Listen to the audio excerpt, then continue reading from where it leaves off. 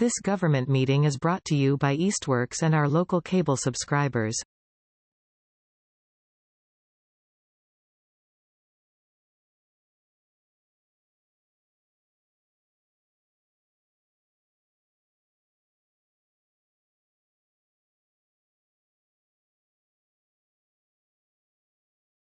Welcome everybody to the meeting of the Easthampton City Council Finance Committee. It is Wednesday, April 15th at 5:30 p.m. We are all present. Just quick note on order. I was thinking it might make sense for us to do the appropriations and then the budget, since there are folks here to weigh in on the appropriations, probably more so than the budget. Does that make sense for everybody? Yeah, move to suspend the order of the agenda. I don't think we need to. I think we can take it in whatever order we want. So we have minutes to approve, right, from our last meeting. And that was the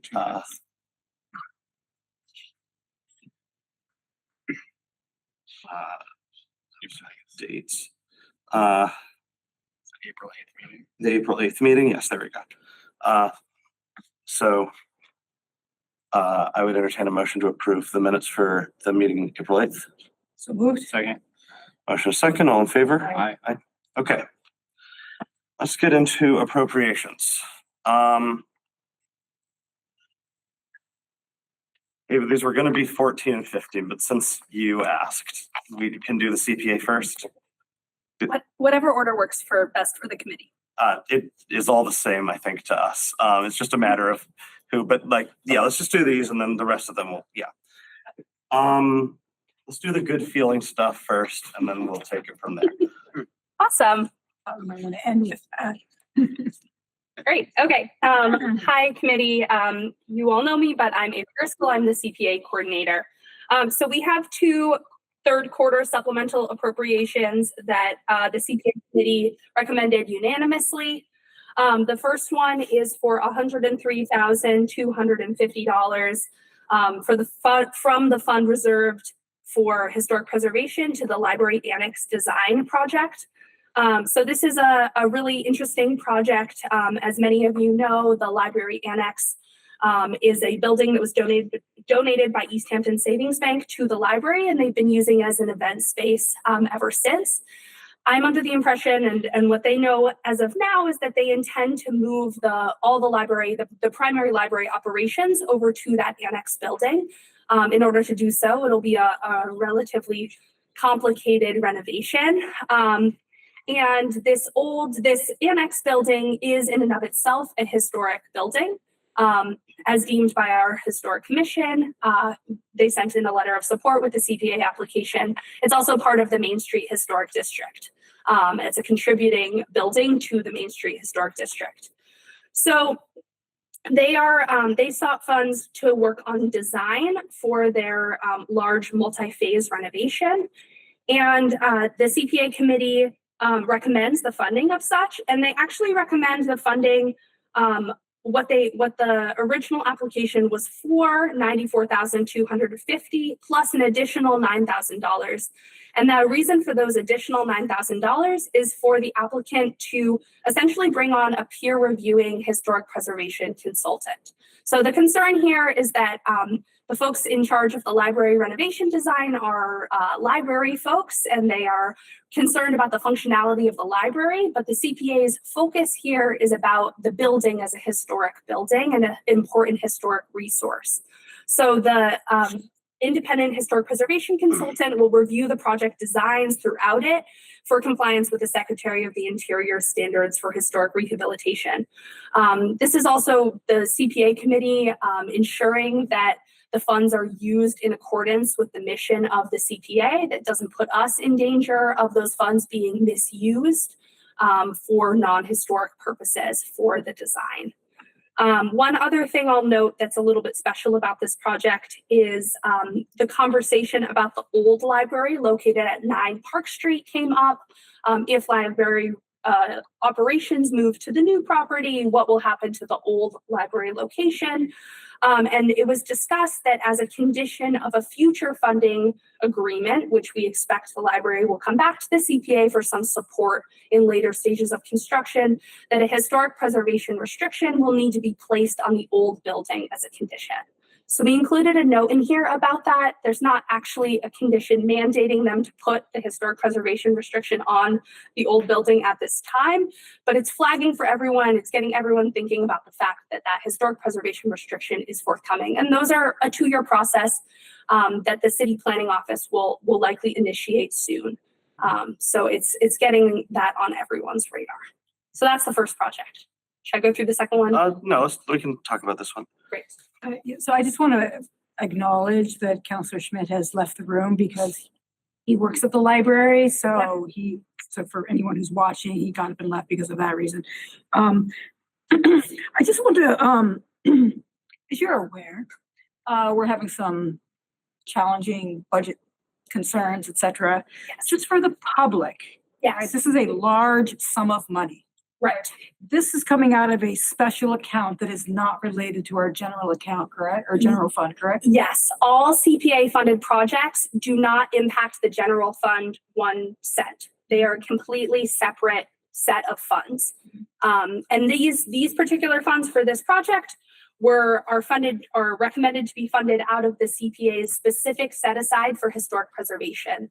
So each year, the CPA committee has to set aside 10% of its budget for each of the 3 major categories of the CPA. And those funds, those set asides carry over year to year.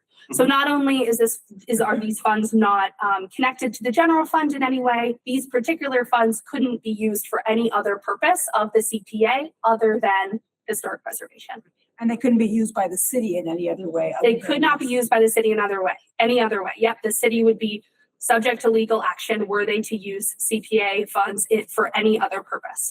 I would just add that, in the time that I've been here, one thing that I have really learned about to appreciate about the CPA is that the CPA funds a lot of projects that people love, that I think make our community stronger and better, but that absolutely would not ever make it into a normal budget, right? Just like the way that budgets are constructed, there's so much about keeping the lights on. And there's certain things that we sometimes miss in the process of keeping the lights on, the sort of investments that really make a community special. And so that's why I love the CPA. I love serving on the CPA. This was a super interesting item.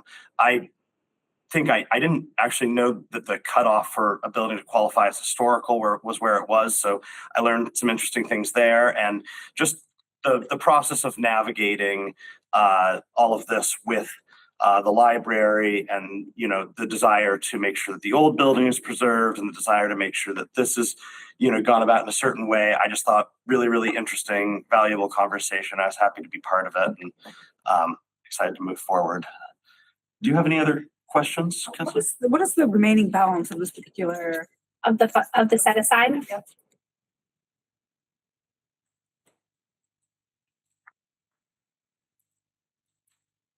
So after this project, the historic preservation set aside for FY26 will be at $27,751. But that will be going up once we get next, because the fiscal year is coming to a. Yep. Mm-hmm. Great.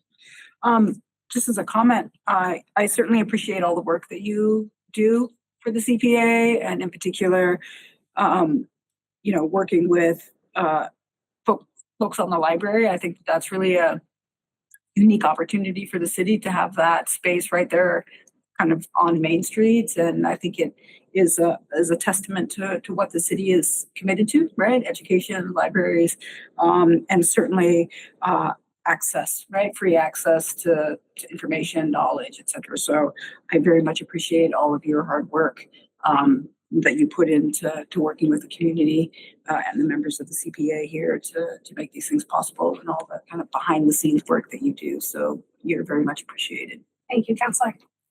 I'll also note just one more thing about the consultant that we added the extra $9,000 for. Part of what that consultant will do will bring a true historic lens to the bank building, and they'll be able to identify what are the key historic elements of the building, and how do we best go about the process of preserving and amplifying those elements. So for example, the vaults might be something that they identify, and how do we make a library integrate into the existing vaults or something like that. I'm not the historic consultant, but I'm really excited to see what they come up with as they integrate a community space and a historic resource. Special collections, maybe? Yeah, I think there's got to be something really cool and fun we can do with that. Everyone wants to go inside a vault, right? They should put like some kids stuff there, because I think any kid will be excited to go into a vault. Like, anyway, so I would entertain a motion to approve this, or to recommend this appropriation of the full council. So moved. With our other member absent, I will second. So motion, a second, all in favor? Aye. Aye. Motion passes. All right. Second one up. Excellent. Our second appropriation is for $150,000 to go towards the Valley CDC mortgage subsidy program. So this is, counselors have seen this recently. This is extra funds for 3 more mortgage subsidies, 3 more $50,000 mortgage subsidies that Valley CDC will distribute to low and moderate income individuals in the community who are on the verge of purchasing a home for the first time. So a couple exciting things about this particular recommendation from the CPA committee.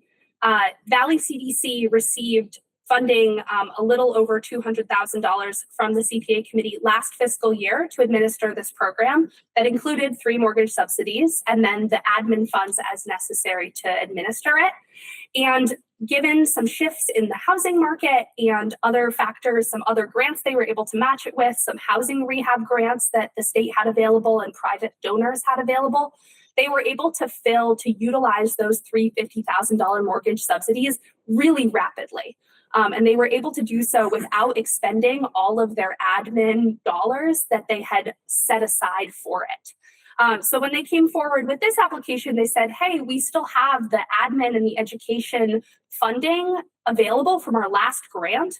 How about we do 3 more mortgage subsidies with those same admin dollars? So it doesn't include this $150,000 doesn't include any of the overhead required to administer that program, because it's already been appropriated from the FY25 one, and those mortgage subsidies had just gone so rapidly. So the committee has supported this program several times. This is the 3rd time that we've supported this first time low and moderate income homebuyer program. This is a chance for the CPA committee to go really deep for a couple individuals, really get folks who have been lower earners and really hard workers into homes. To really make a pretty substantial difference in just a few people's lives. And Valley CDC has been a real trusted partner in administering this program fairly and legally. There's a lot of legal elements towards helping people get homes. So they got all their ducks in a row, and they're a real stable partner to work with on this. Councilors, any questions? Councilor Devon? So maybe I missed this and I apologize. So this is 3 down payment grants for Easthampton residents, or homes in Easthampton, or? They're homes in Easthampton. Yep. So the person has to be essentially on the verge of purchasing a home in Easthampton. This is just contextual. I feel like this is the first time I've seen the CPA reserve fund listed for an appropriation. And so I just want to make sure that I'm understanding that. I'm assuming it's something that if there are leftover funds from a year, that they might end up in that account so that they can be used year over year. But can you just tell me a little bit more about that? Absolutely. So we have 2 funds.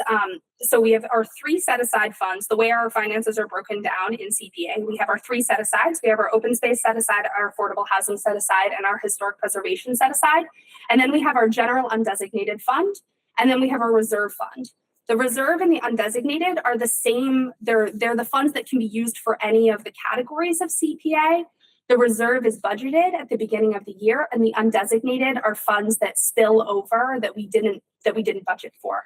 We have a long held practice in CPA of under budgeting, so that we don't make promises we can't keep. Yeah. So that's the process there. So usually what we try and do is we try and spend down all the money we can from the accounts that are reserved for a specific purpose first, so that we have the most flexibility on the back end with the remaining funds. So you wouldn't want to spend down all your reserves and then you only have money for affordable housing, and then a cool like park project shows up, and so that's usually what we try and do, is we spend the designated funds down. And so I think the reason we did is that the reserve for affordable housing, that was balanced. We spent basically all of our money that was reserved. If we approve this, we'll have spent all the money that we reserved for affordable housing and CPA this year. And so then the rest is it sort of just the general can be used for anything money. And when you see reserve or undesignated on the supplemental appropriation sheets, they essentially mean the same thing. Okay. And is the reserve fund now maxed out as well, or is there still a remaining? There is still a balance in the reserve fund of $30,877. And the undesignated fund, if both of these appropriations go through the full council, the undesignated fund will have $618,000 and $618,052. You said 618.52. Yes. Any other questions? There we go, one more. So you said this is the third year that we've supported this particular project, and that this 150 is going to support 3 individuals. Is that an even split between the 3? It's 3 $50,000 mortgage subsidies. Yep. And I'm just curious, and if you don't remember off the top of your head, that's totally understandable, but I'm just curious how the grants may have changed over the past few years, if, they have increased because of, cost of housing increasing, or if it's kind of been the same stable amount. Just curious. Yeah, so the first time we funded this program back in FY22, they were 3 $25,000 mortgage subsidies. And what Valley CDC found is that it was actually really hard to move those. There were not a lot of low and moderate income individuals, so those are families below 80% AMI, who were able to purchase a home in Easthampton with only $25,000 of down payment support.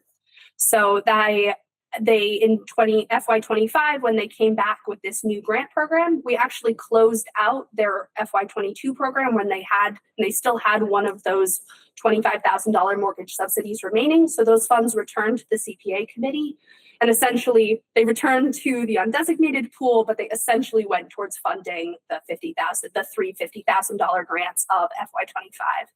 So it was a real dramatic shift to see $25,000 grants that had just been sort of sitting around from FY22 until relatively recently, just sort of waiting, not able to close the gap for the individuals, to then see the $3 $50,000 grants get utilized really within a matter of months. It was a vast amount of paperwork to process and verify, because we receive all of the mortgage information, and I do a secondary review process to ensure that we have all of the income verifications we need, the assessor's report, the inspection, etc. And it was rapid. It was really rapid, which is fabulous for home buyers in Easthampton. One last one quick, and again, I apologize if I missed this. It's just a lot of information.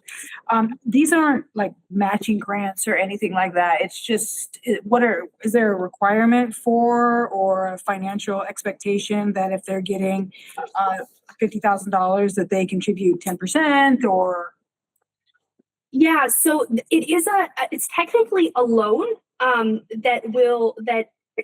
it's a 0% interest loan that is forgiven year after year. So by the 16th year of them owning the house, the loan will become a grant. Okay. If that makes sense. If they tried to flip the house, then they'd have to pay it back.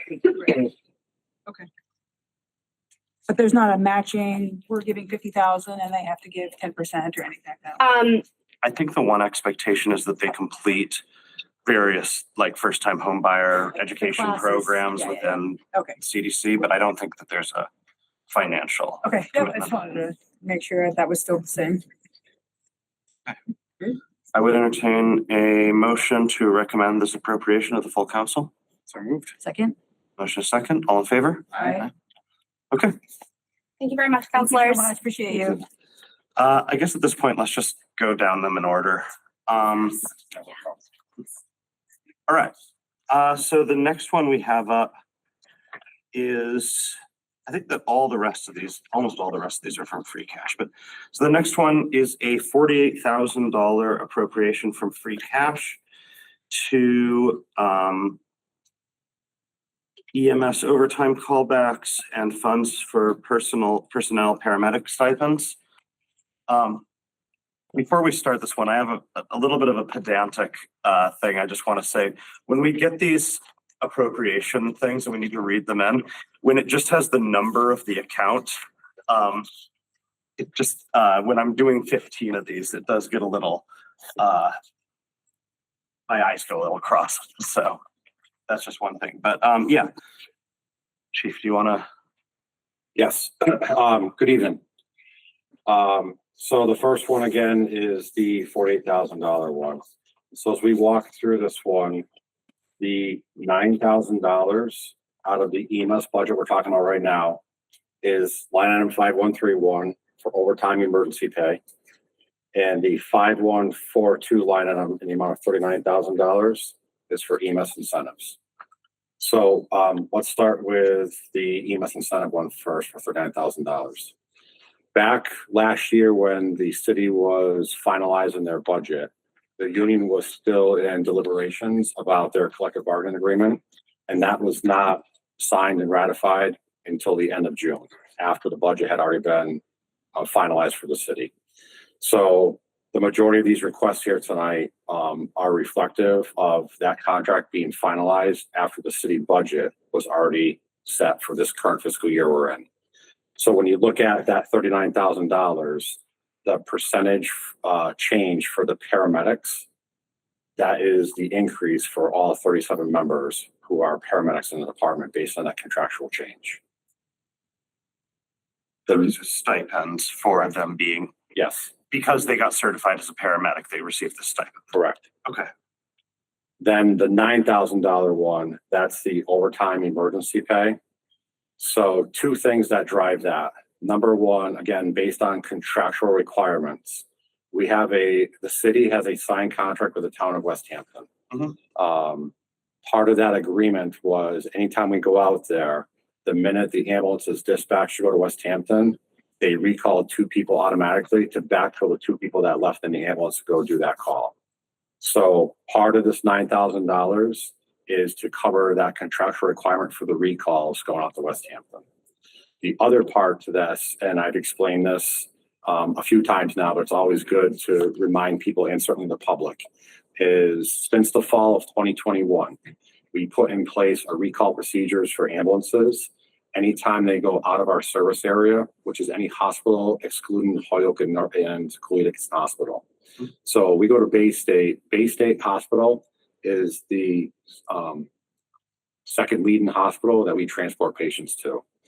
The reason for that is kind of multifaceted, but when you look at the severity of calls and the trauma centers, the cardiac catheterization lab that's down there, the pediatric lab, the burn labs and all that, based on point of entry protocols for the state, we're required to bring them down there as well. And what happens is when those 2, sometimes 3 people go down there, we lose them for 90 minutes plus. So that recall was put in place, again, to balance the coverage to the community to maintain appropriate EMS coverage and also fire coverage. So that's what the $9,000 is going for, the contractual requirements for Westhampton and the callbacks.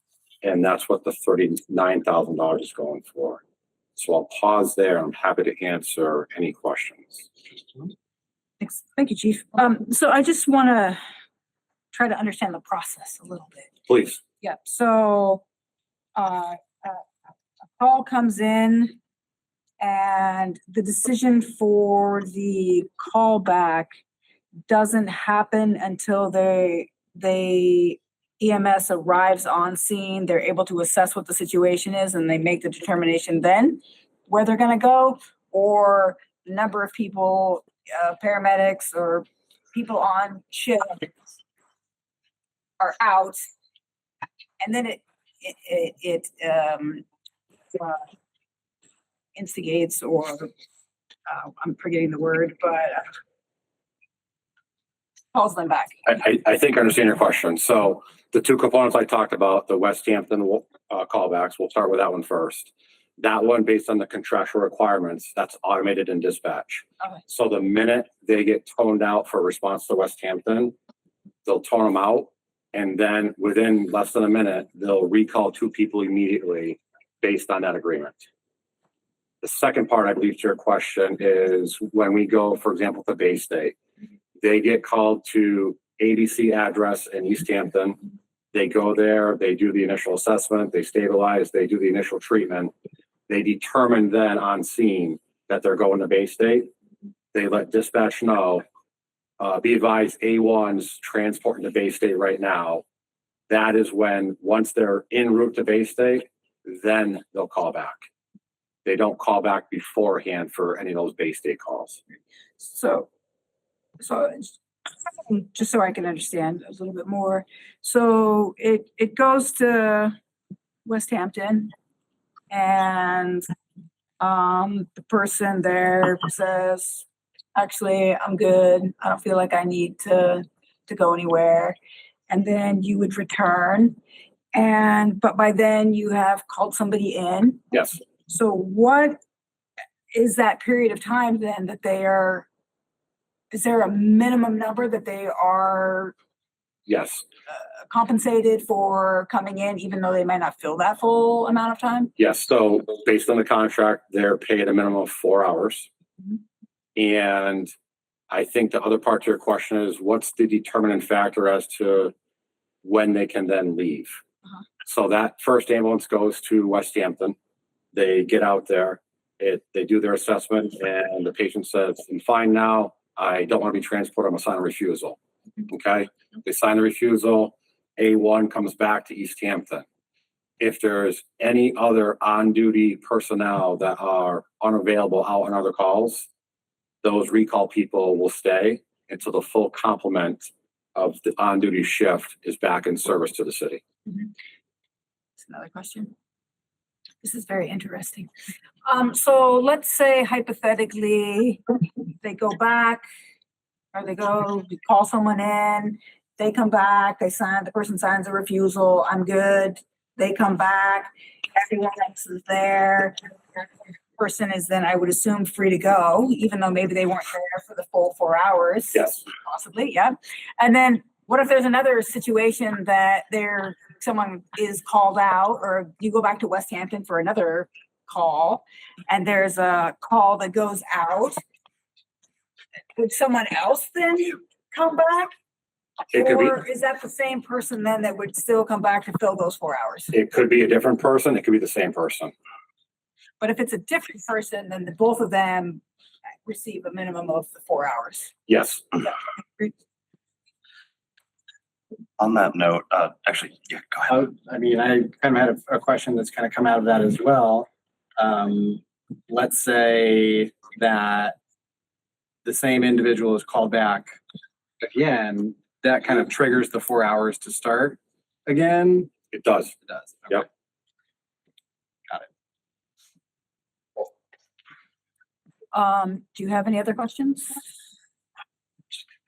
I don't think so. Obviously, I've gotten, being on public safety, I've heard about the process that goes into this, and I'll just say, I really appreciate the sort of forethought that has gone into kind of creating these systems to hopefully make them as efficient as possible while ensuring that we have the services that are needed. I don't think I have any further questions. I guess I just have one.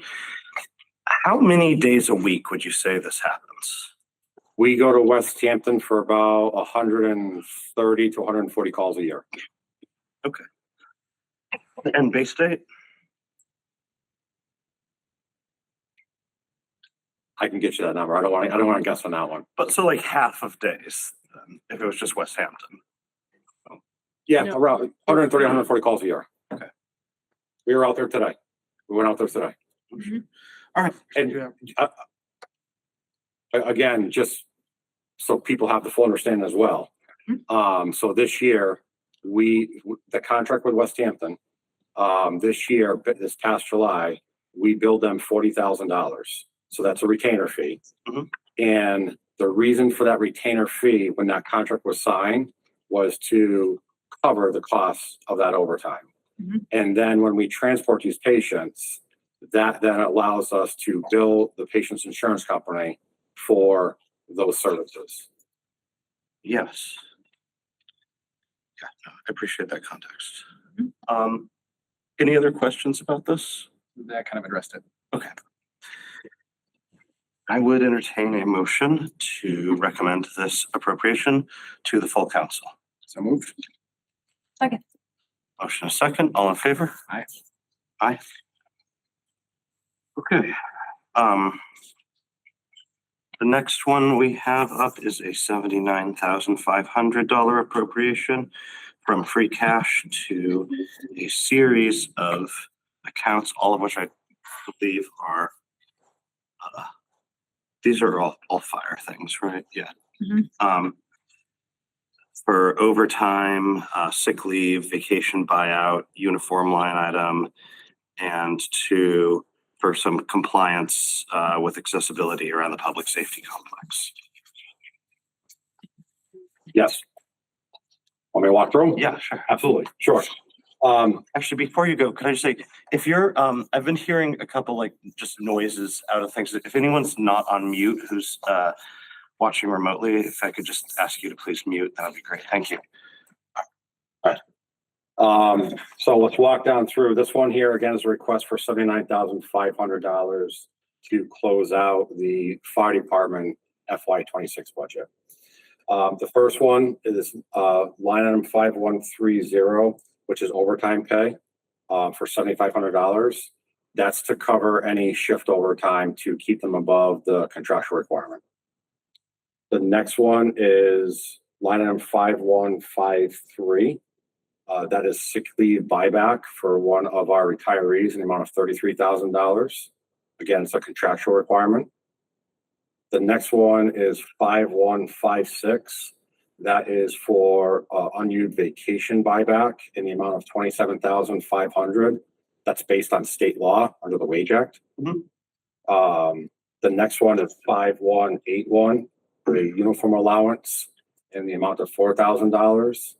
And again, as I mentioned previously, based on the contractual changes that was finalized the end of last June, that's the reason for that request right now for uniforms. And then the last one, the 5439 in the amount of $7,500. That is under building and equipment repairs.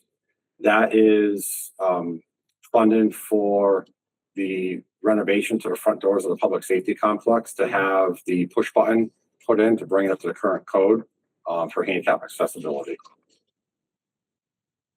Councilors, any questions? I don't. I mean, I think this is all pretty straightforward. I think what's contractual. Certainly Chief Norris and I chatted a little bit about the compliance for the handicap accessibility. So certainly I think that is something that's needed. These doors are quite heavy, and so I think it's important to access that. We certainly wouldn't want somebody needing to access the building and not being able to. Yeah, so a couple of things with that. Number one, Greg Dunn was great in kind of giving us some guidance as to who to get the quote from for a company that works in the city here. This actually came forward from members of the Council on Aging who use the Council on Aging services. And as I finish up my 6th year here, I'll say shame on me, because until that individual up at a Council on Aging event brought it to my attention, they were non-ambulatory. They came up the ramp and there was no push button there. Now, just to be clear, when the building was built, it was built in compliance at that time under those codes. So I just want to make sure everyone understands that as well as the public. But here we had a situation, and there could have been others, but it was brought to our attention that, hey, by the way, I had some challenges getting in because those doors and those front of those public safety complex are extremely heavy. And so they had the ramp to get up, but then it was a challenge because there's no push button to then assist them getting in. So that's how this all kind of came forward. Greg was instrumental in kind of pointing us in the right direction. And actually, for your records, Mr. Chair.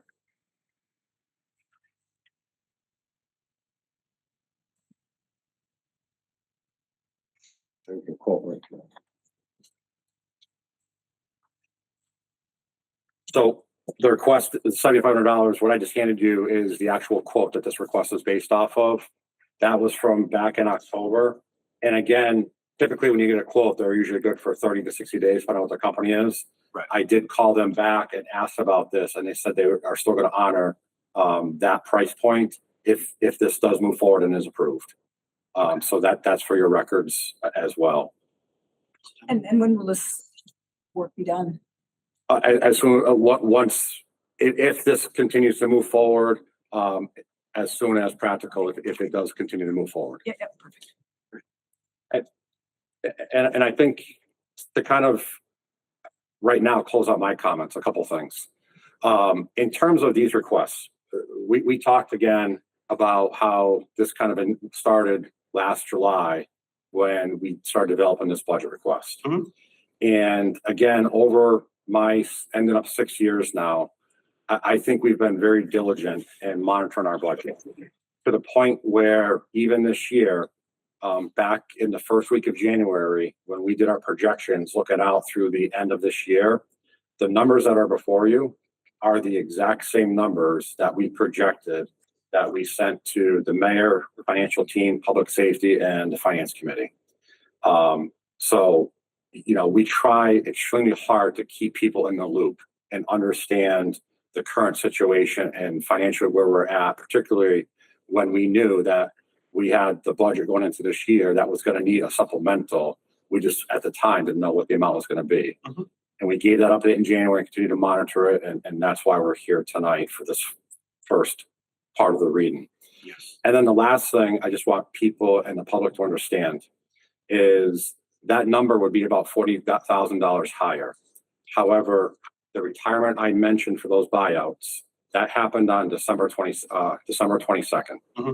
And even though I needed to hire based on the demand of the service, we initiated internally a conversation with the mayor and his financial team that, you know what, we know, again, based on my email to everyone, that we're looking at a supplemental.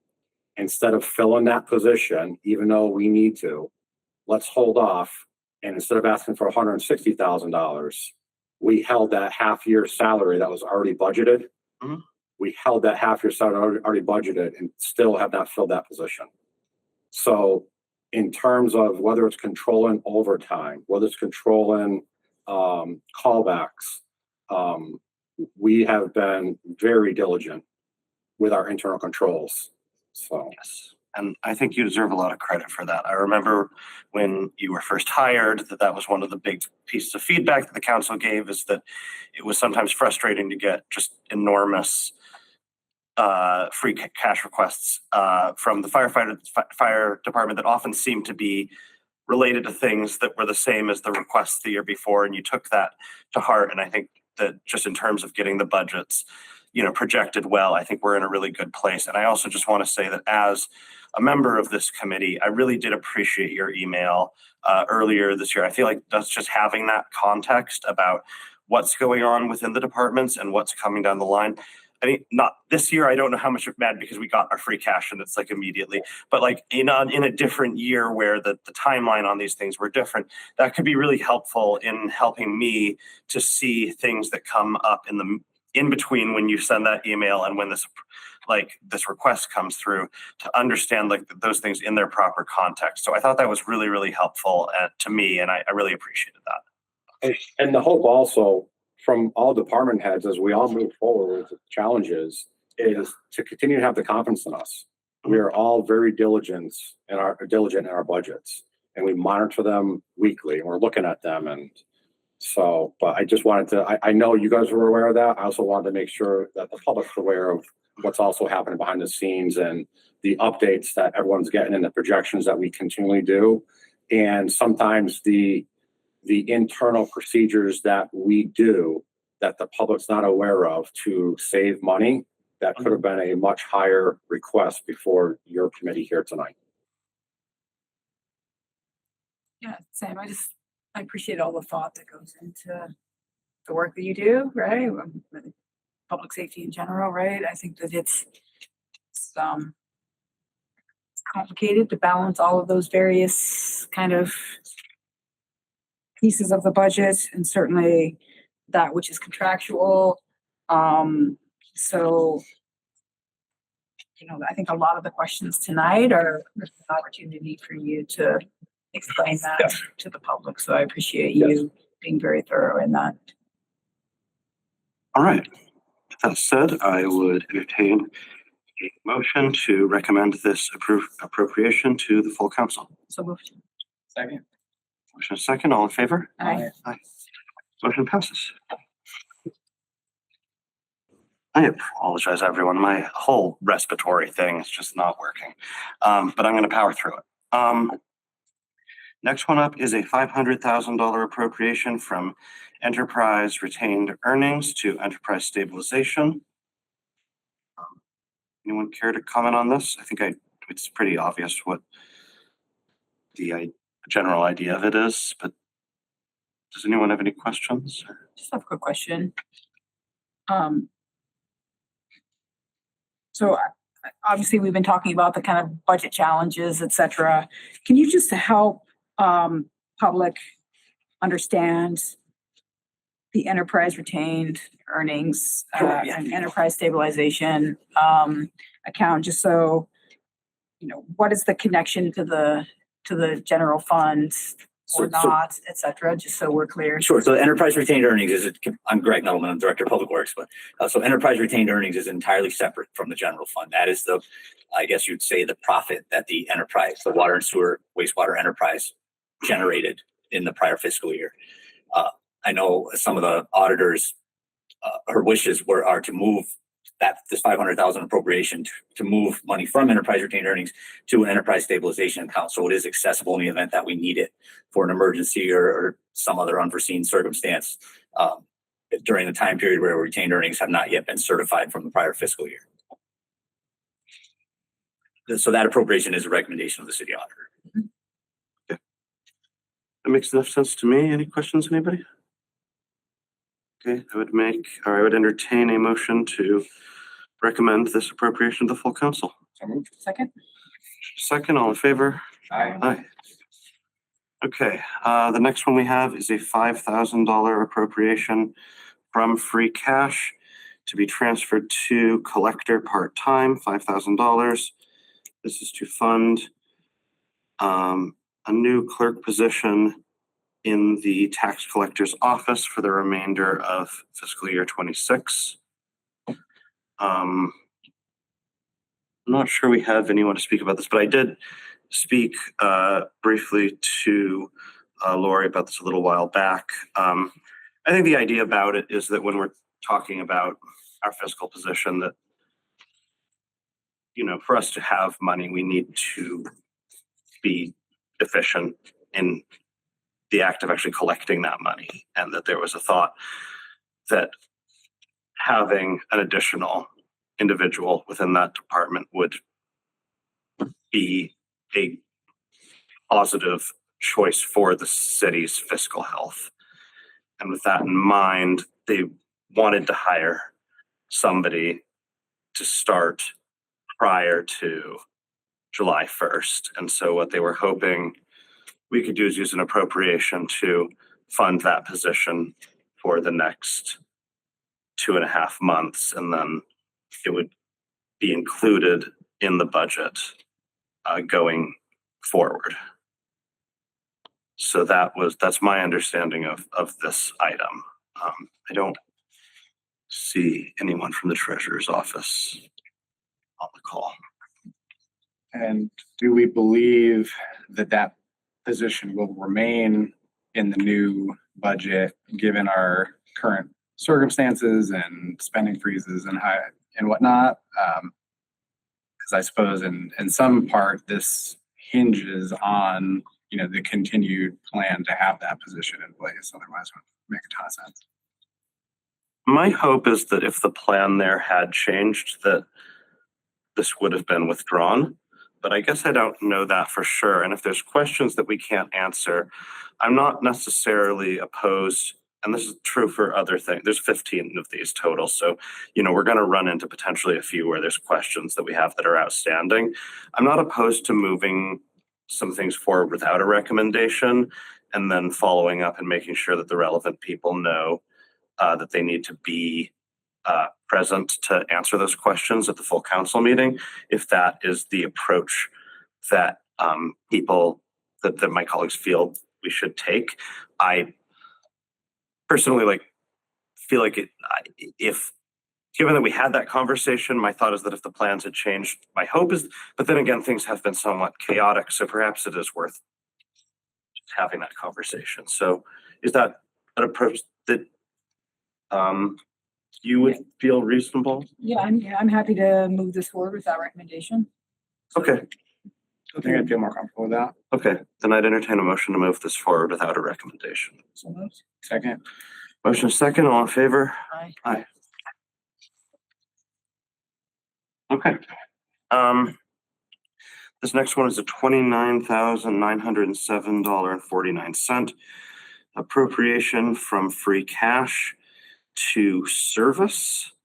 And this, it says that this is going to be applied towards a portion of the cost of the city's disaster recovery infrastructure project, which is going to include some servers and a storage system. It seems like IT stuff. I don't see anyone from IT here. Are there I feel like this is a fairly detailed description in terms of the idea of what this is and what it is for, but if I'm personally comfortable with it, but if anyone has any outstanding questions for Director Kemhort or anybody else, I would be fine with us doing whatever you feel we should do. So any thoughts on this one? Could you just give a rundown of what you just described that as being for again? Because it's Sure. just kind of I'll just read it verbatim. It says the amount requested will be used for the following purpose. The requested appropriation of $29,907.49 will be applied toward a portion of the total $59,446.90 cost of the city's disaster recovery infrastructure project, which includes 2 PowerEdge R670 servers that cost $41,958.70 and 1 PowerVault ME5224 storage system, which costs $17,488.20. This equipment is necessary to support timely recovery of the city's essential on-premises systems in the event of a hardware failure, cybersecurity incident, or prolonged outage, and to reduce the risk of disruption to essential municipal operations and services. So, I guess I'd rather have her here to answer some questions. I don't remember the details of some of these pieces. Was this a grant? Was it, other things like that? So I think just given this, what we're going through financially, I think it would just be really helpful to have more information for the public to be able to have a clear understanding of that. All right. You feel the same, Mitchell? Yeah, I'm inclined to agree with that, especially, one of my questions as we're kind of going through all of these are, what are sort of contractually obligated either through, union contracts or a contract we may have signed for a grant, have we kind of committed to matching something? And I think that'd be valuable information. Okay. Well, I would entertain a motion to move this item forward to the full council without recommendation. So moved. Second. Motion is second. All in favor? Aye. Okay. So this item is a $700,000 appropriation from free cash. This is just moving some free cash into stabilization accounts. 400,000 for general stabilization, 200,000 for capital stabilization, 100,000 for tax rate stabilization. Says to fund general stabilization to provide stability in the current environment, to fund capital stabilization to meet capital needs, and to fund the tax rate stabilization to help reduce the impact of debt exclusions on the tax rate. So what are we thinking on this one?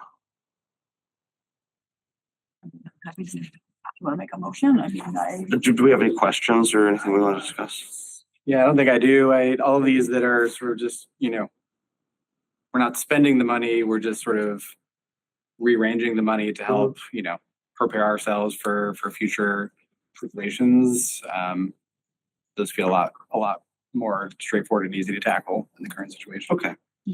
I just want to make one comment for the record on this one, and it's maybe not a super popular one, and I'm not going to die on this hill, but I continue to have a small amount of reservations about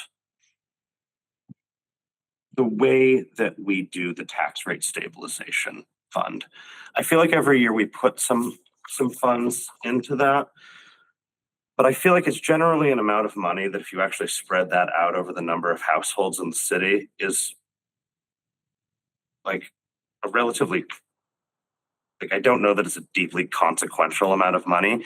And I do sometimes wonder whether there would be a more focused way that we could deploy those funds that would have a higher impact for our residents than saying you get $20 off of your annual tax bill. Like, it just is something that always felt a little bit political to me. I've made this point before. It has not gained a lot of traction.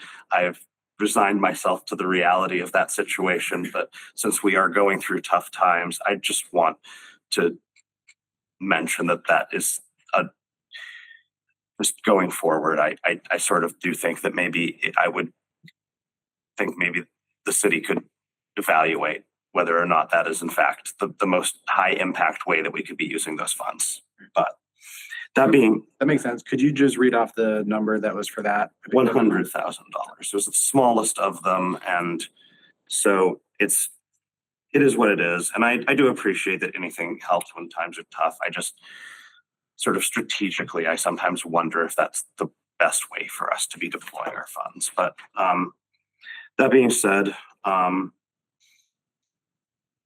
the other things I do think it's important, our stabilization accounts they do need to get up to a better level than they are. And, we've been going in the wrong direction with that. So I think, putting some money into them makes sense to me. So I would entertain a motion to recommend this appropriation to the full council. Second. Motion is second. All in favor? Aye. Aye.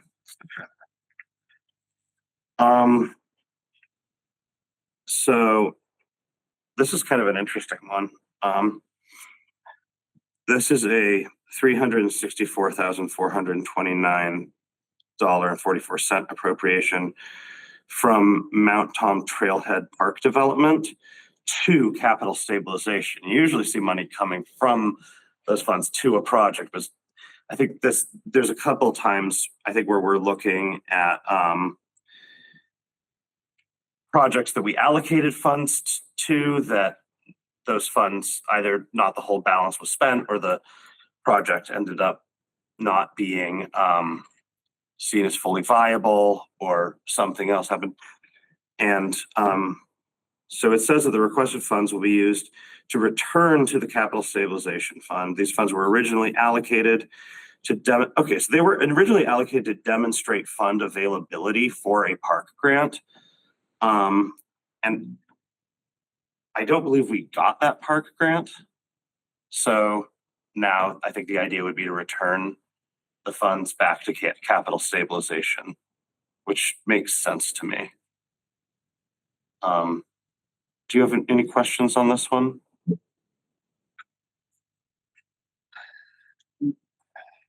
Yeah, so this is, we're saying we did not get this particular grant. Is this related to the same Mount Tom The East Street? trailhead on East That is Street. what it's called. Yeah. So Yeah. I kind of wish we had someone from planning here for this, but, or Greg, do you know anything about this one by any chance? My thought with that is that the funding was there for the Mount Tom Trailhead Park to be constructed and ended up not being needed to be used. Yeah, so. I'm not 100%, Mhm. but I don't think anything major was left out. I do think in those park grants, we sometimes have to demonstrate that there's funding for upkeep or other things for the project like that. But It's definitely, I know that we've definitely moved funds into those for certain grants before, and with the understanding that that money is going to be returned, or that it's not all going to be spent. and again, I don't want to speak out of turn either, but I do also remember we got very advantageous pricing on that project because Gagliarducci Ducci did it while they had staff in the area building the new school. Okay. So it could have very well been projected to cost this much because they were here and were able to just kind of go over and do it. It didn't did that. I think that's why. Right. Interesting. A lot of useless knowledge. I just can't remember. It's not useless right now. It's there. It's just takes a minute. So, yeah. Yeah, no, I mean, that's great. And obviously anything we can do to add up our stabilization accounts, I think is probably a good thing. So, I mean, I'm fine with this moving with recommendation or Mhm. without recommendation. And then if the planning director, Manuel, wants to come and speak to it, just so there's more clarity, I'm fine with that also. I mean, it sounds like I'm pretty sure that's what it happened. wasn't overspent or there was funds that were supposed to be there to demonstrate commitments. yeah. So, I mean, I feel like whatever happened, if they're in a position where they feel like these funds could be returned, then I'm definitely in favor of that. But I do think a little context would be interesting, but I don't think it's going to change how I No. vote. no. So I personally feel like, Yeah. But I do think what is important Mhm. is, I think, again, we're dealing with some financial troubles, Mhm. right? And so I think transparency is important. I agree. So yes, I think I'll make I'll make sure to make a request to just get some more context on it. But I'm personally generally in favor of moving things from funds where it can only be used for a limited thing to moving funds where it can be used for lots of things. Yeah. So I would entertain a motion to recommend this appropriation to full So council. we'll make that motion. Second? Motion second, all in favor? Aye. Aye. Motion passes. Here, I believe we have another one, that's similar. So these funds, this is $247,901 appropriation from fiscal year 22 land grant for Reservation Road, to general stabilization. So what it says here is that the requested funds will be used to return to general stabilization. These funds were originally utilized for the acquisition of 5.5 acres of open space on Reservation Road, covering the purchase price, closing costs, and due diligence expenses. So again, this is one where like I know that I would like to do this, but I do I'm curious about, was it that we didn't use the full amount, or was it that that purchase? I do remember appropriating these funds in fiscal year 22, but I'm not sure like if did that project fall through? I don't know if the council ever got an update on that. So maybe the project just didn't go through. I will once again ask to get some more information on this one, but whatever the reason, I think that it's probably a good thing that we don't have funds sitting around in land grants from 5 years ago. So 5 fiscal years ago anyway. So I would entertain a motion to recommend this to the full council. So moved. Second. Motion is second, all in favor? Aye. Aye. Motion passes. Okay. We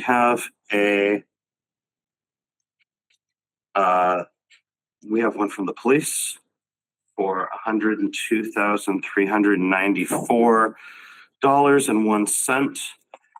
It's going towards $29,963.64 towards police sick leave incentive, $7,250 $55.48 to police unused vacation, $56,274.89 to police overtime, and $8,900 to police dues and memberships.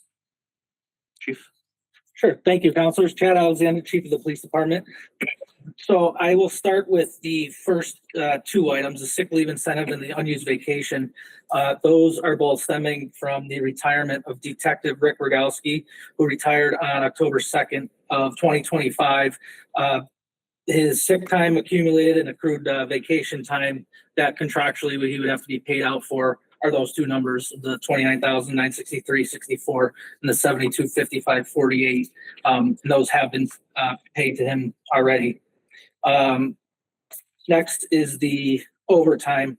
The last fiscal year has been pretty tough for the police department, specifically when it came to overtime for a few reasons.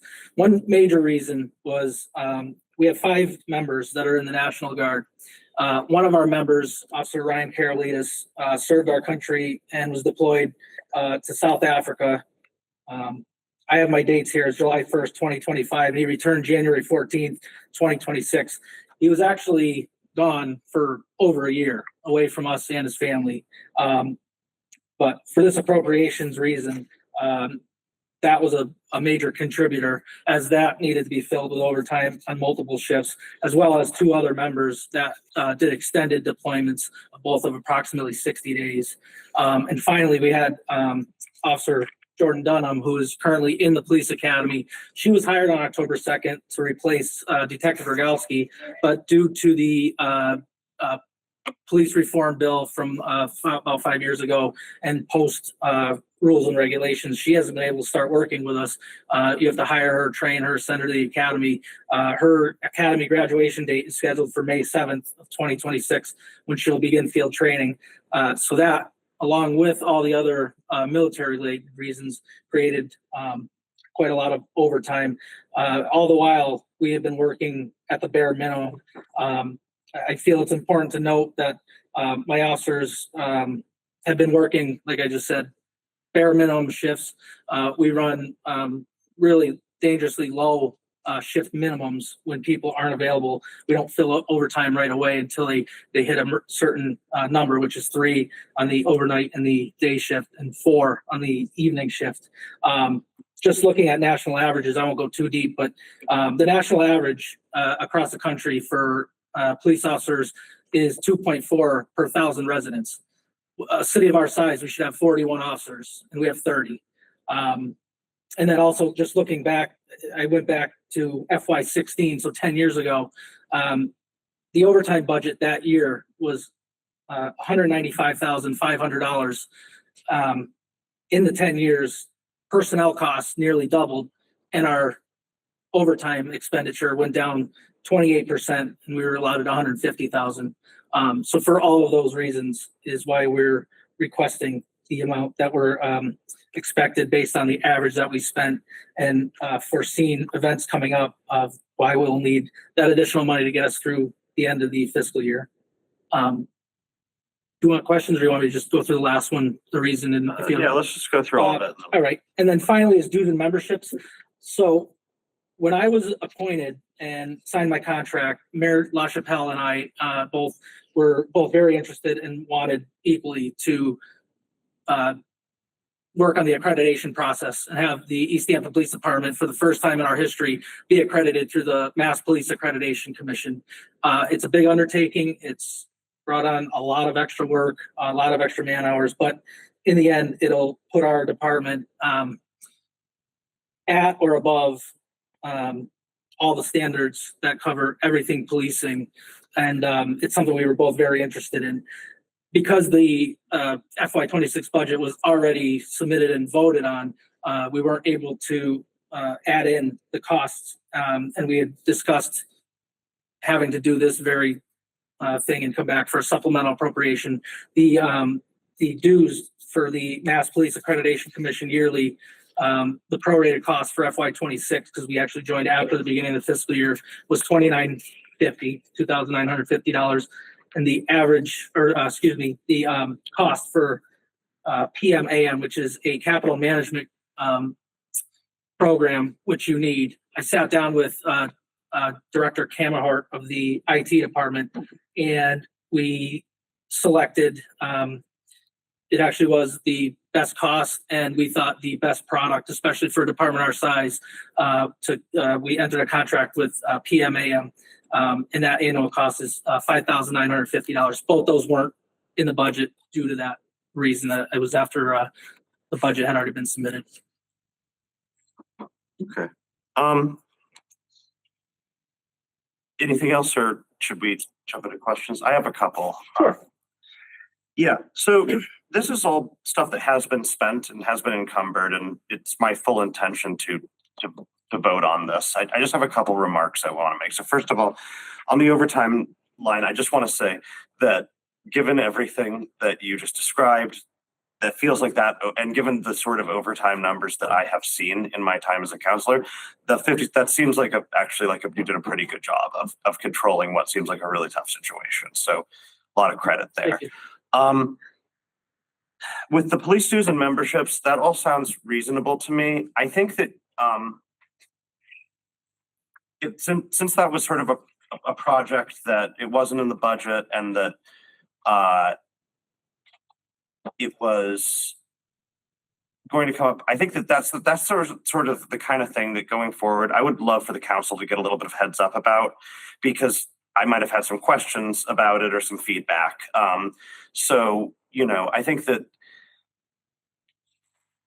there are times when I feel like that sort of thing where it's like, well, we had a budget, and then there was and I understand that you did not make this choice alone. You made this choice with a mayor, and that mayor is not here at this point and I can't ask her about that. But I think that sort of thing does sometimes bug me a little bit when it's like, I feel like that was something that we could have, at least, even if we didn't have the free cash at the time to discuss it, we could have at least had a conversation and go through the pros and cons so that we could be on the same page about that ahead of time.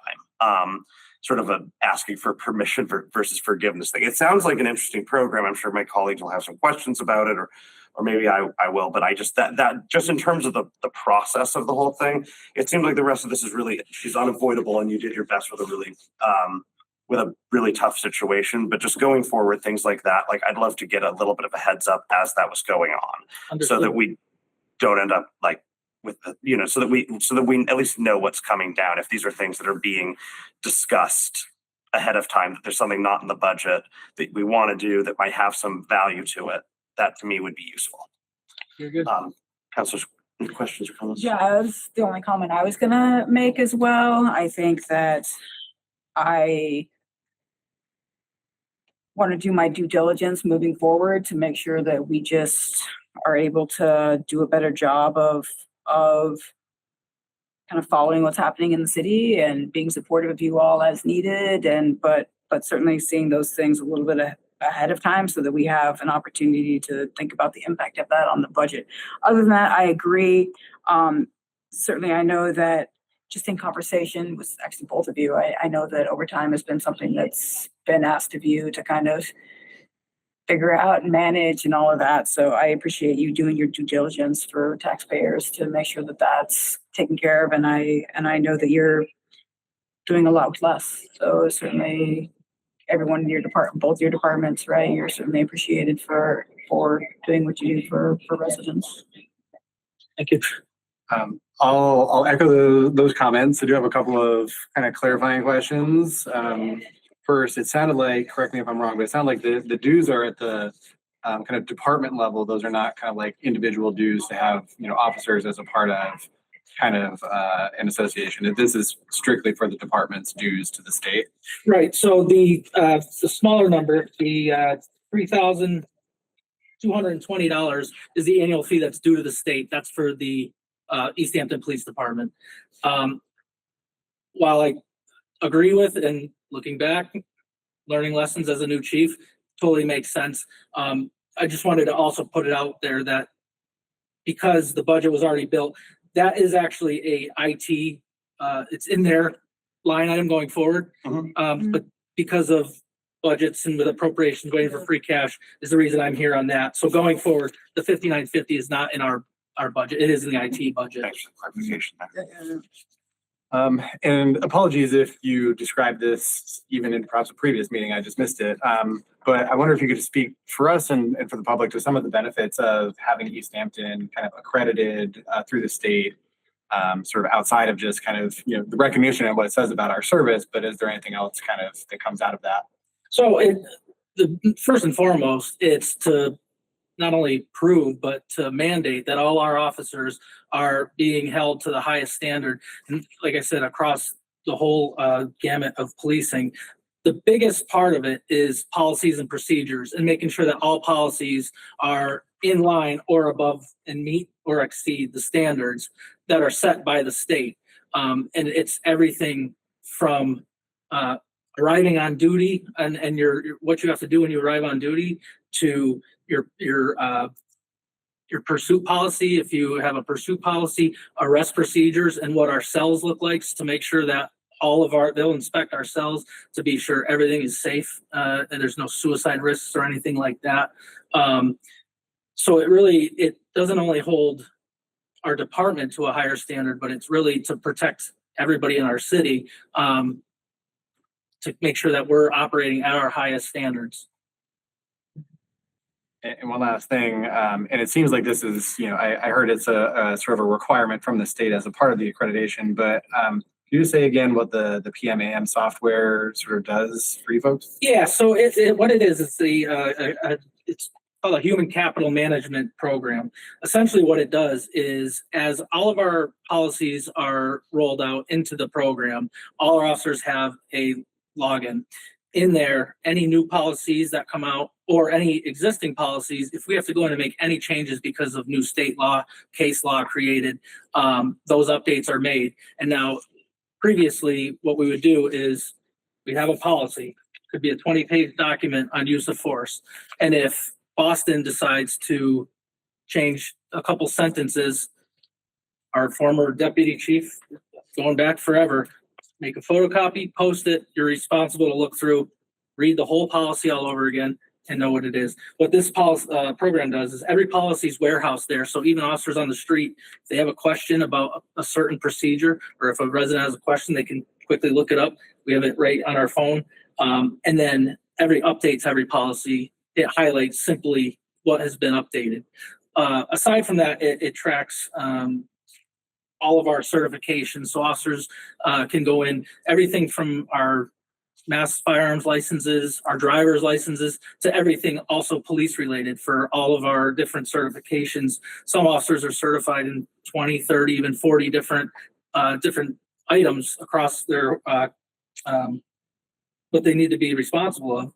And this keeps track of all of it. And it not only keeps track for the officer, so they get an alert 90 days, 60 days, 30 days, 15 days before any of these expire. It also lets my command staff know. So we get emails almost daily. If somebody didn't sign off on a new policy or an updated policy, we're alerted. So we make sure they know, so they're in compliance and up to date with any new updates, whether it be, like I said, case law or internal memos or MOUs. Thank you. That sounds interesting. Mm-hmm. Any other questions or?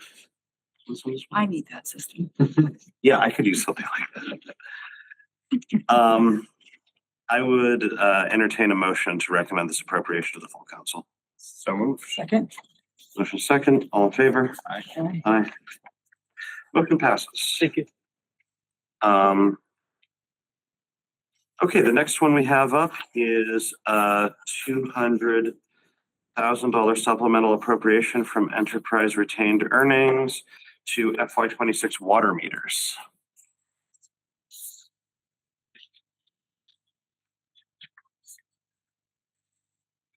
Come back.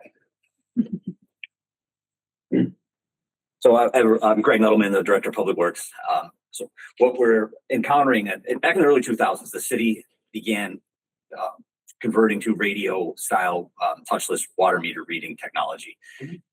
Those meters have a 20-year lifespan. So what we're up against now is the batteries are going dead in the radio reading equipment, and we need to do stronger meter replacements than we have been. But right now, the crew's going out and we read, each cycle, and we're getting 60 to 70 non-reads per cycle. That doesn't mean 60 or 70 water meters need to be replaced. It means we didn't get those readings. So sometimes a wire may have come off, and we're very careful about trying to maximize the service life of a meter. But what we're up against as these meters from the early 2000s come due, we don't have enough funding in the budget to change them adequately. And it leads to estimated water bills, which are a challenge for the collector's office and residents alike. And, we've made some significant, and we've enacted some significant increases in rates to do a better job of maintaining and managing our water and sewer utilities. And, it's just because of those rate increases, we can do these upgrades. And I want to be, using that funding that we've asked residents to contribute to us in the best way possible to maintain the city's utilities. So. Councilors, any questions? I know we've already talked about enterprise retained earnings, right? I know we've talked about that, and we have some budget challenges going on. So could you again share Yep. So this funding, the funding that we're asking for this $200,000 to come from, is funding that was generated by and for the Water and Sewer Enterprise Fund. And it's just an example of us taking that funding and then investing it right back into the water and sewer infrastructure. Thank you. So just curious kind of about totals. This is, the third item here that is coming out of the retained, enterprise retained earnings. I guess my question is, that particular account after, if these three things were to pass the full council, does that sort of spend down that account? Do you have money left over in that account? No, there is still a considerable amount of funding left over in that account that I'll be working with our staff, the water and sewer utility supervisor, the wastewater treatment plant supervisor, and the engineering staff, and as well as auditor and the mayor, to see how we can stretch those dollars as far as we possibly can to keep, chipping away at making everything a little bit better than it is. I definitely think it's a good thing for us to be getting people the most accurate water and sewer bills that we possibly can. So, things do break. So, I'm in favor of this. I would entertain a motion to recommend this appropriation to the full council. Move to recommend. Second. Motion is second. All in favor? Aye. Okay. Greg, you're going to be up here for the next three, and Chiefs, you're off the hook if you could stay around if you want, but okay, I great. think they like our company. I like your company too. I just, Okay, cool. So the next one's $150,000, also from enterprise retained earnings, to FY26 wastewater treatment plant concrete floor repairs. So we're dealing with some concrete failure in the flooring at the wastewater treatment plant in the sodium hypochlorite containment area. And we had appropriated a small amount of money, I think it was back in 22 or 23, to fix a few small spots and recoat that floor with a chemical resistant epoxy coating that is able to withstand the sodium hypochlorite being stored there. And what we found in trying to make those concrete repairs is that the floor was substantially more compromised than was initially thought. And we had to stop that work, have some structural evaluations done, and kind of regroup. And what we found is that we need to spend a significant amount more of funding to get those repairs accomplished. So, Okay. it's just showing its age. The plant's old. Yeah. And it's another example of how we've asked people to contribute more for their water and sewer services, and then we're taking that funding and reinvesting it in. Yeah. Councilors, any questions? How old is the facility roughly? That section of the plant, off the top of it, is original to the plant, so probably right around the 1950s, somewhere in the 50s. You guys deserve a lot of credit for keeping all of that running for that. That's what not me. The people that are down there do. I got to tell you, I'll tell you that. you guys, like, as an organization, it's pretty impressive. I do want to say something. I think that, we just passed a resolution in support of our water workers, right? And I think this is an example. This is obviously, I'm assuming, a toxic chemical. Yeah, it's bleach, it's, industrial strength bleach. Yeah, but they are exposed to that. Yes, And yep. so I think it's just a testament. I think that our residents should know kind of the environment, right, that our wastewater treatment plant employees are facing. And so I think this is an example of kind of their importance to the city. And so I want to acknowledge kind of what they do for the city. Yeah, the crew down there, they really do a phenomenal job keeping an old plant running. And we always say we're never going to fix everything. We're just going to leave it better than we found it and try to do the best we can with what we have all the time. So Absolutely. The guys do a really good job of doing that down there. Yeah, absolutely. And I think it's an example of kind of the conditions that they're working in and kind of certainly want to appreciate what they do for the city. Absolutely. Okay, I would entertain a motion to recommend this appropriation to the full council. So moved. Second. Motion is second. All in favor? Aye. Motion passes. Okay, next up we have $196,510 from capital stabilization to CDBG Emerald Place Water. So last year, you may remember, we had CDBG funding allocated for the town lodging to, and Valley, the developer that was, I don't remember the exact developer's name, there's too many, but they ended up kind of walking away from the project. It was no longer viable for them. And the planning department was able to reprogram that CDBG funding to replacing the water main on Emerald Place, which is kind of the next area we've been looking to get to in conjunction with the planning department with CDBG funding to really start tackling some of the infrastructure issues over there. So we were able to reprogram that funding to replacing the water main on Emerald Place. It's about 1,500 feet, 8-inch ductile iron water main, replacing the 1950s era asbestos cement main that had been in service there since about the 1950s. So in that work, we had some very uncertain documents to do our new design from, and we encountered, and we have a small right of way there also, so you don't have a ton of room to work. The existing main wasn't in the exact location we had thought. We ended up having to remove a lot more blacktop and a lot more of the asbestos main because there wasn't room to put the new main next to it. So there's some significant expenses associated with that, and it led to these overruns from the construction estimate. So this funding will finish the project completely. All the paving restorations, some sidewalk restorations, there's some residents' yards that need to be addressed. The front walks, the houses, things like that. Okay. Councilors, questions? No, just acknowledging this is coming out of capital stabilization. So I know we've been talking about retained earnings. Yeah, this is different. And you mentioned repurposing some of the CDBG funding. And so do you know off the top of your head, like a rough percentage of the cost of this project that was covered by those funds versus what the city? So everything up to this 196,000. So the initial contract amount with was Baltazar Construction was about 540,000 or so. And the CD, so there was, I think, a little better than 600 that had been allocated. And Johanna in the planning department is really the one to ask all of those, funding questions too, because I'm not entirely privy to where all the CDBG funding went and was devoted to. But the total contract amount that we initially signed for was about 540,000. Well, at that point, it makes sense that, very, very old infrastructure, sometimes these things get complicated. Yeah, the asbestos cement water main is a real challenge too, because we can abandon it in place, but if we take it out, there's significant costs associated with disposing of it. Yeah. So that was a real challenge, one part of the overrun. I'm glad to see the work getting done, though. I know that we've had a lot of meetings about that neighborhood and the infrastructure under it. And so, and, we hope to be back there in a few more years with more CDBG funding to do more work.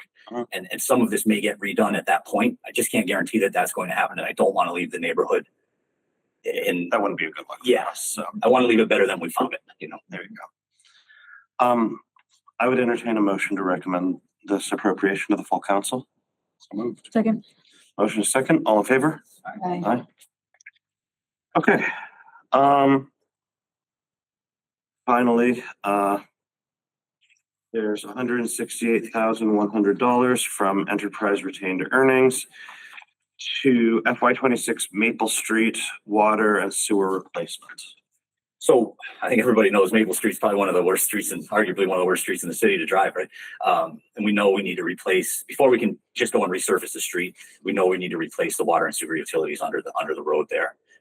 Wouldn't it be money well spent to go and pave that, knowing We're just gonna knowing what we know about the state of the infrastructure under that road. So what this funding will do is fund the design for all of that, for the water and sewer replacement that we are unable to fund with Chapter 90 funding or another city source. And part of what we're trying to do is have a project ready that lines up with the development of the Maple Street School to housing, so we can then be in a very strong position to apply for any type of state funding or other grant funding to kind of tie everything together and be able to do a very thorough project over there.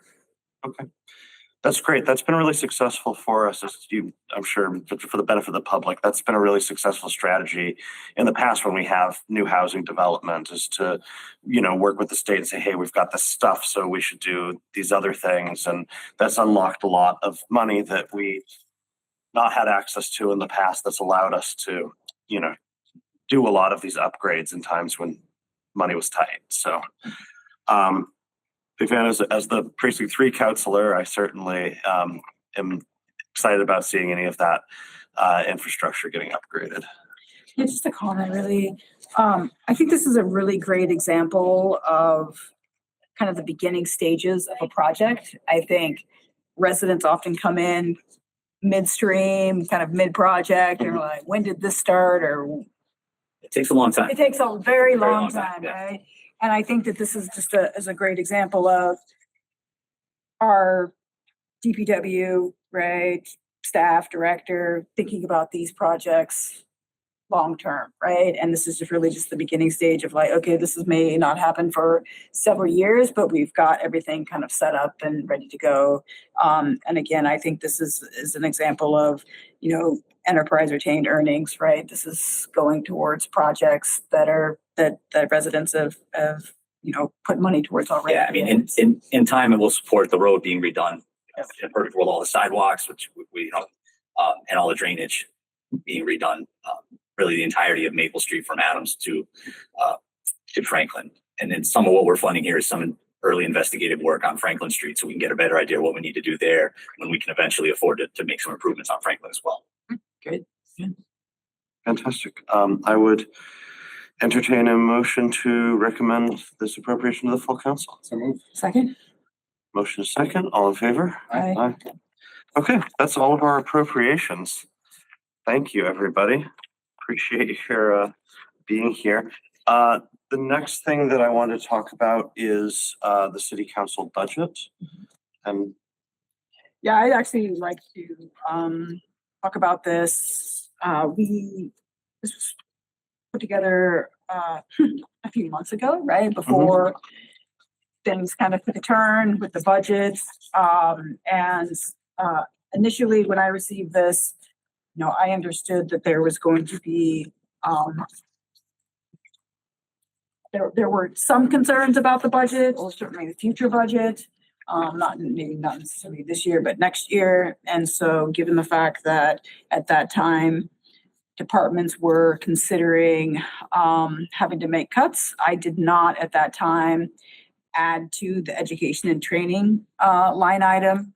Normally what happens is city council each year will kind of up that a little bit based on the increased cost of going to an MMA conference, usually is what people go to.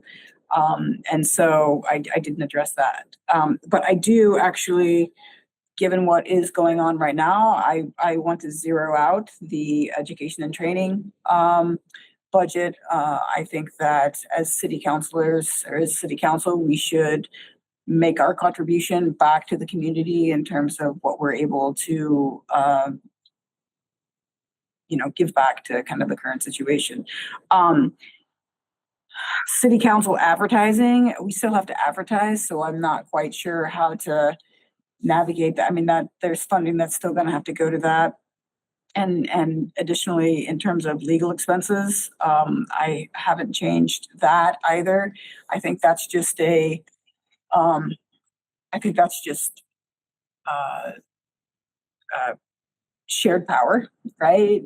With the mayor. I think that a couple years ago, council advocated for having a line item that also included legal expenses, so access to the city solicitor. I think prior to that, it was a matter of going and requesting those funds from the mayor. But in terms of maintaining some autonomy, balance of power, I also kind of kept that number as is. But I think what we are able to do is for certain zero out the education and training. Would I like to be able to come back to council and ask for a change in kind of our salaries? That would be ideal, but if we were to do that, one, I don't think we have the ability to do that. And if we did, it would be a conversation for the next council. Yes. And so that is, that's not where we are right now, right? We're not 2 years, we're today, right? So I think that's and certainly we also have our clerical staff. And I think that individual has been underfunded for a number of years. And so we've only just started to increase that funding. So, I want to, make a motion to, I guess I'm open to hearing what other people have to say, but certainly I think this would end with a motion to kind of zero out the education and training. Sure. So yeah, just the first thing I would say is, I have gotten some feedback at the end of well, why don't you guys just cut your own salaries? And I understand the sentiment there. I don't think that's an unfair sentiment, but my reading of the charter is that we do not have that ability, because if we had that ability, then what that would also give us the ability to do is if a mayor did something we didn't like, we could reduce their salary to zero in the middle of their term, which would be kind of funny in the right context, but I don't think it would be funny. I don't think it's good for a civic body to have that kind of, or to basically, if you can change your own salary, then you would also, so could we someday talk about a thing that says that there's some, in the case of a serious fiscal crisis, there's some automatic change comes into effect? I'm not necessarily opposed to talking about something like that. I could see pros and cons, but I think it's a worthwhile conversation to have. That would require a charter amendment, which is not the timeline that we're currently on. I completely agree about the education and training. I think we can all take that on the nose and, either just not go or go on our own dime. We did for a long time. I think it was a reasonable request to make, but in times that are tight, I think that makes sense. With the legal expenses, I also agree, we're going to end up spending the same amount on legal one way or another. It's just a matter of how much of that do we personally control. I guess the one thing I have, am I reading this right in saying that we have so far spent $1,500 out of that account, or is it saying that we only have 50? No, that's saying actual to date FY26 for that line item I see is 1,500. I'm just wondering if we might be slightly over budgeting for need. For legal expense? Yeah. Yeah, and remember that's I think that's the December date. So that's a December, yeah. So I'm not sure what the today is. I have had some communication with him, and there will be more communication with him with upcoming sure votes. But you feel that 5,000 is? Yeah, I mean, I think it all kind of depends on circumstances, right? And so I think that's been the number. I think last year there were certain things going on that required close to that number, if I'm not mistaken, but. Okay. And just for the public's sake, since we don't have any of this being shared, what was the total from the training and education line that we're addressing? Yep. So it's $2,385.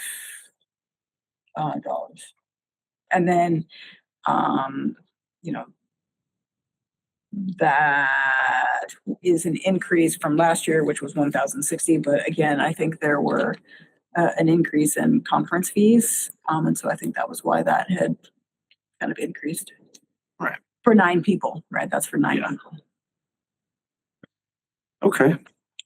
So did I understand you were going to propose an amendment to cut to zero out that item? Yep. So I'd like to make an amendment or to well, do we have to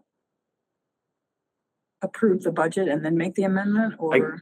So I guess we should make a motion to approve and then talk amendments. So I would entertain a motion to approve the FY 2027 city council budget.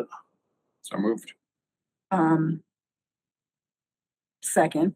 Okay, and then Now I'd like to make an amendment to zero out the education and training line item from 2,385 to 0.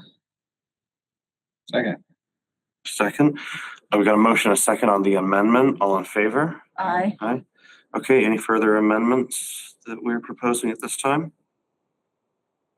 In that case, I would, so then all in favor of recommending this budget as amended to the full council? So moved. Or I think just all in favor. All in favor, right? Aye, this is for the amendment vote? This is for the budget as amended. Budget as amended, gotcha. Yeah. Aye, so Aye. motion passes. I think that's Everything? I think that's everything. I mean, let's just keep going. I mean, I'm having a great time with you guys, but I know that we've all got a lot of stuff going on, so. Dr. Donovan, please, anything else? Money for all sorts of stuff. Yeah. Okay, in that case, I would entertain, hold on, let me just double check that. I think that was everything. On I the think so too. I'm just like suddenly like, just because we made this mistake the Yeah. other day, I'm Well, suddenly, I'm actually glad we made the mistake because. it actually worked out great for us, but, See you. Thank you. okay, so yeah, we got budget, appropriations, and old business, but we don't have anyone here to report on that. So yes, I would entertain a motion to adjourn. Adjourn. Second. Motion is second, all in favor? Aye. Aye, motion passes. Thank you, everybody. We'll talk to you all real soon. This government meeting is brought to you by Eastworks and our local cable subscribers.